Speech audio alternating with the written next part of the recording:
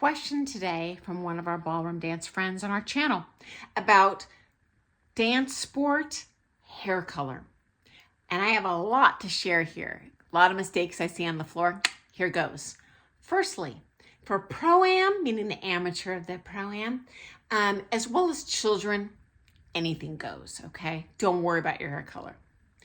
At the championship level, if you're doing Pro-Am at that open scholarship level, Latin men, standard men, okay, now the hair culture changes. And yes, there is a hair culture in dance sport. I know it sounds crazy, but it's a real thing, okay? Here's how. Okay, first of all, elephant in the room. I'm just telling it like it is. If you're at that champ level, gray hair is not going to be acceptable. I'm just being honest. Again, that's championship level, unless you're doing the adult B or older, but I'm talking about adult A here, okay?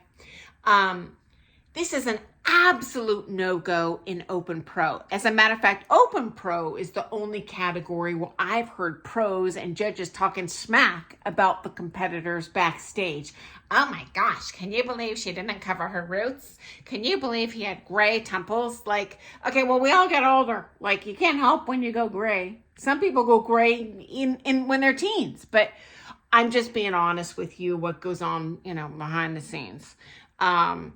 So if you are competing championship, yeah, not only do you have to dye your hair, but now we've got more things to add on.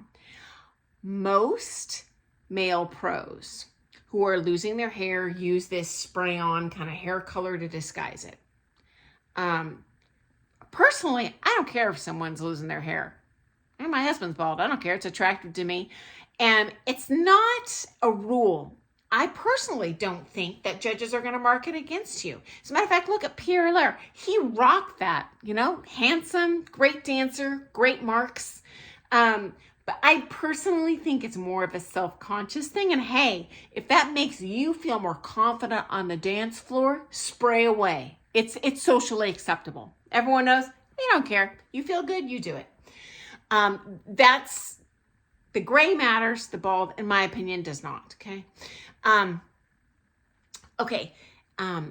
Elephant number 2 in the room, the grow out for the roots, okay?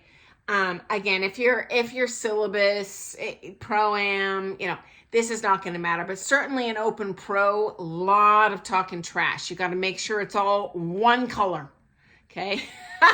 It's dark from here to here, or if you have 2 colors, it's intentional. Is that a pain in the butt? Does it fry your hair? Yeah. I don't have a magic pill. I'm just sharing, what goes on behind the scenes, because I certainly don't want to be that competitor that the judges are talking trash about behind closed doors, okay? Now, if you are a more mature dancer, anything Pro-Am, adult B or higher, you can rock any look you want. As a matter of fact, I love that really light gray or white, all solid look, total silver fox. Yes, looks amazing. It's vibrant. To me, it's even more vibrant than that like white blonde you see out there. I love it.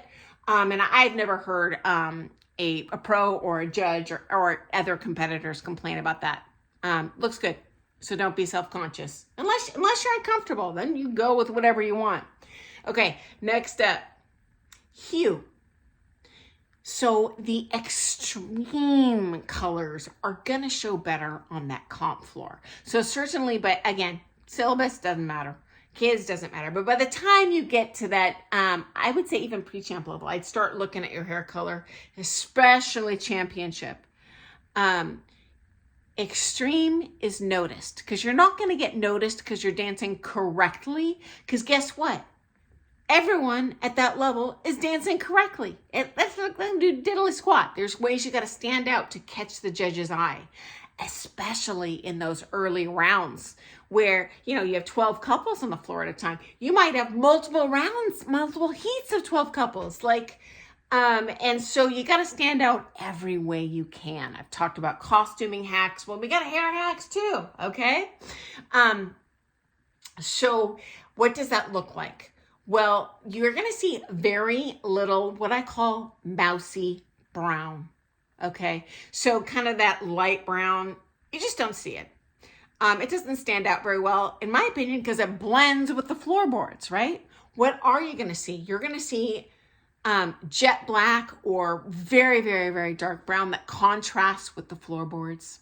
You're going to see a white blonde contrast with the floorboards. You're going to see a vibrant red, and that might change over time. When I like early on in my amateur career, that like burgundy kind of red was very popular. Less so now, but yeah, you can get away with that. Anything that kind of catches that judge's eye, that's a win. In this day and age, something that wasn't the case when I was competing is the ombre look. Let me, two things. I'm going to show you a quick picture of ombre so you know what the heck I'm talking about. That's when you have multiple colors of hair, okay? But they're intentionally designed that way, say a brown and a blonde. And then you style those multiple colors kind of like a topiary tree. You sculpture them, and the different colors emphasize the shapes of your hair. So let me show you a quick picture so you know what the heck I'm talking about. I'll be right back.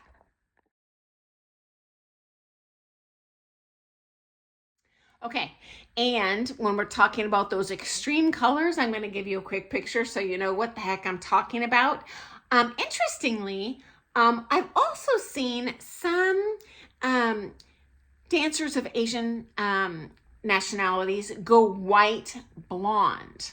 That's acceptable. You can really go crazy on the ballroom dance floor in terms of color, to the point that maybe you look weird on the street or whatever, you don't blend, but you know what, you blend on the dance floor.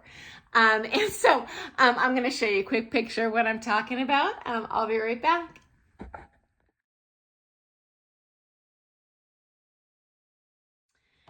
Personally, my preference is to go dark, just because that white blonde will fry your hair.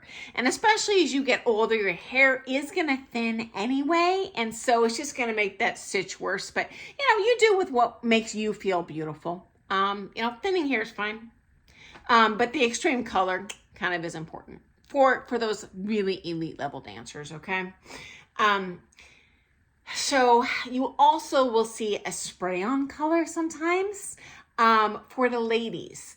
I haven't, that I personally know of, seen like that spray-on fake hair, but I have seen, I've done it myself. I've done that burgundy, red thing, just to a temporary spray-on color. If you're in the United States, you can go purchase a couple cans at Sally's. Just be careful if you sweat a lot.